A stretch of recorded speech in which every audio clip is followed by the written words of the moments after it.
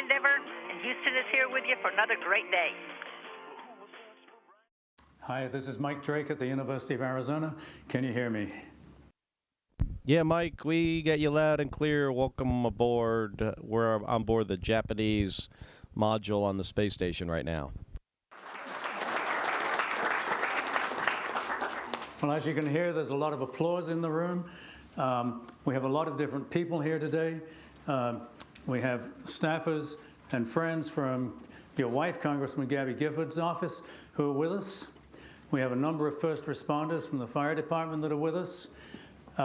Most importantly for us, I think, is we've got a lot of middle school students who are going to be the ones asking you questions.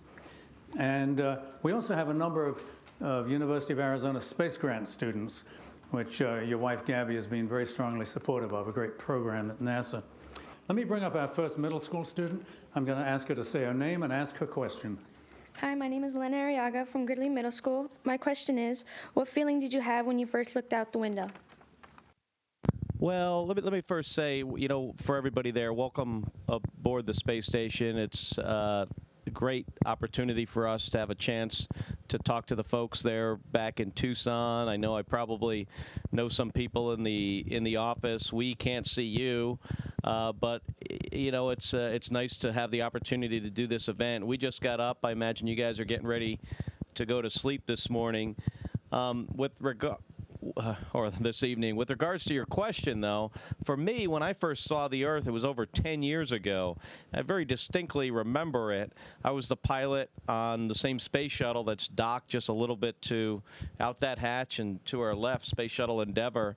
And at Mach 15, when you're going into orbit, the space shuttle rolls to heads up, so it's upside down and it rolls heads up. And I looked over my right shoulder out the window. You could see this big blue planet out there, and it's really like, even though it was 10 years ago, it's like it was yesterday. Very, very spectacular view. And it's pretty exciting to get to go into space.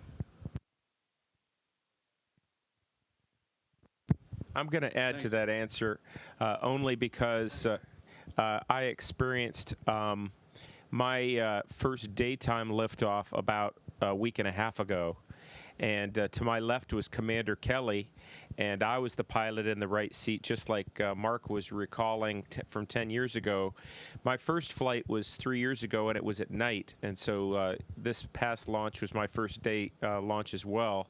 And looking over my right shoulder, I was amazed at how the Atlantic Ocean accelerated by. I do recall looking out the window and Mark said, "Focus," because as the pilot, I'm supposed to focus on the engines and other systems. But I was amazed at what it looked like out the window. So I just wanted to share that with you. In Station Houston on Space Ground 2 for Mike. We wanted to congratulate you on breaking the duration record, 377 days and counting. Our hearty congratulations. Thanks, Lucia, and thanks to all the people I've flown with and all the folks that have supported us from the ground. It's been a great ride, but honestly, I hope this record that we set is going to get broken by future people, and this will be just I guess, a ripple in the wind of humans conquering space. So for the moment, though, I'm going to enjoy it. Thanks for the congratulations. And it's been a real joy, and we also share that hope with you. Lucia, just so you know, Mike's planning to break that record tomorrow. Good deal. So hey guys, what do a bunch of spacewalkers do after all the spacewalks are done? More maintenance. What's this? This is a carbon dioxide removal assembly. The space looks like a truck engine. And we're taking it completely apart to change out that bed in there. In the middle. Right in the middle bed. Everything's got to come off and everything's got to go back on. No problem. It's a full day job, but we can handle it. It looks like something that a bunch of guys who've been on the space station a long time would know how to do. We're the can-do crew. So how long have you been working on this thing? A couple hours. Yeah, I know you guys been hiding in here. But hey, for those of you watching NASA TV, if you fix things at home, anything like fixing your own furnace, working on your own car, you know, any little thing that any maintenance kind of work you do at home is good spaceflight training. That's true, absolutely. All right. Hey, there's one other thing in here that I noted. There's, isn't there like an experiment over here that's like really fragile? That's called BCAT, and it's Binary colloids. colloids. Basically, it's looking at how colloidal particles in a Watch your fluid. filter. Yeah, thank you. How colloidal particles in a fluid separate, and it's over a long period of time in 0G, and you see a camera there set up to take special pictures of that. It's been going on in the space station for a long time, and they're learning a lot about how fluids behave in space. So that's a really neat experiment. Tell you what, Taz has a couple PhDs, and you know why. He understands stuff like that. And then looking up here we see the JLP. Installed by another Can-Do crew.